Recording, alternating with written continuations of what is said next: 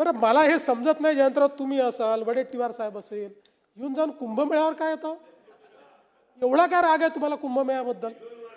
असं आहे की कुंभमेळा नाही नाही त्रुटी नाही, त्याच्यावर इतका पैसा का खर्च होता असं तुम्ही त्या ठिकाणी सांगितलं म्हणून सांगून देतो. कुंभमेळा हा दर 12.5 वर्षांनी येणारा हे जगातलं इनटेंजिबल हेरिटेज आहे. जगामध्ये इतक्या मोठ्या प्रमाणात कुठल्याही फेथमध्ये अशा प्रकारचा मेळावा होत नाही जो कुंभमेळा होतो. आणि म्हणून ही एक आपली इनटेंजिबल फेथ आहे. आणि याच्यामध्ये आपण जर बघितलं असेल तर कुंभमेळा एक असा आहे की ज्या ठिकाणी कोणी कोणाला जात विचारत नाही. हिंदू धर्मातले वेगवेगळे जे पंथ आहेत ते सगळे पंथ त्या ठिकाणी एकत्रित येतात, सगळ्या जातीचे लोक त्या ठिकाणी एकत्रित येतात. आणि हिंदूच नाही, अलीकडच्या काळात वेगवेगळ्या धर्मीय लोक देखील त्या कुंभमेळ्यामध्ये एकत्रित येतात. आणि मला असं वाटतं की आपण दुसऱ्या पद्धतीने जर बघितलं तर प्रयागराजमध्ये ज्यावेळेस आता कुंभमेळा झाला, म्हणजे आपण काही त्याचा गुंतवणुकीवर परताव्याचा रेशो बघत नाही, पण प्रयागराजला त्यांनी जेवढी गुंतवणूक केली ना त्यापेक्षा जास्त परतावा त्यांना मिळाला आणि तो परमनंट मिळत राहणार आहे. शेवटी या कुंभमेळ्यामध्ये आपण ज्या व्यवस्था करतो त्या काही कुंभमेळ्यापुरतं नाही आहेत.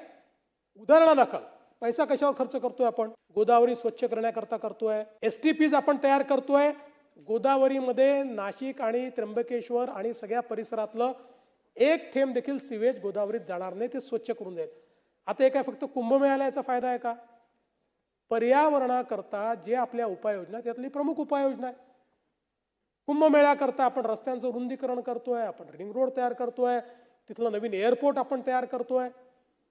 हे झाल्यामुळे भविष्यात या सगळ्या व्यवस्थांमुळे जे काही धार्मिक पर्यटन आहे किंवा इतर प्रकारचं पर्यटन आहे त्याच्याही नकाशावर आज तुम्ही बघा, अयोध्येतल्या मंदिरामुळे आणि काशी विश्वनाथच्या मंदिराचा कॉरिडॉर झाल्यामुळे 10 कोटी लोक झाले. 10 कोटी. अर्थव्यवस्था बदलून गेली राज्याची. म्हणजे आता समजा तो सगळा कॉरिडॉर जो काही अयोध्येचा तयार झाला मला माहित नाही, 1000, 2000, 3000 कोटी लागले असतील, पण त्यांनी अर्थव्यवस्था बदलून गेली. त्या राज्यामध्ये इतक्या मोठ्या प्रमाणात लोक जायला लागले.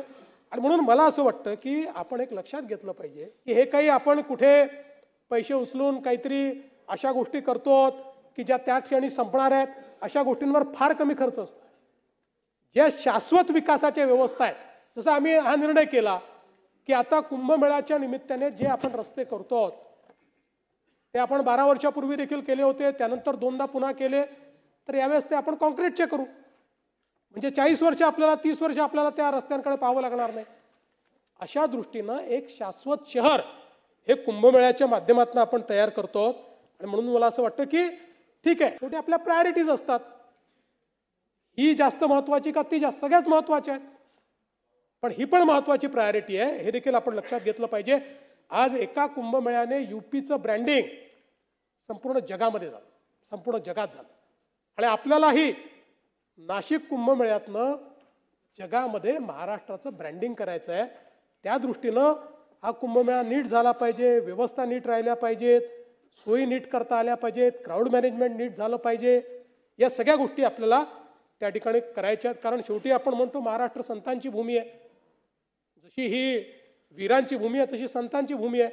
आणि मग या ठिकाणी आपली संस्कृती आणि महाराष्ट्र धर्म हा आपल्याला निश्चितपणे जोपासला पाहिजे.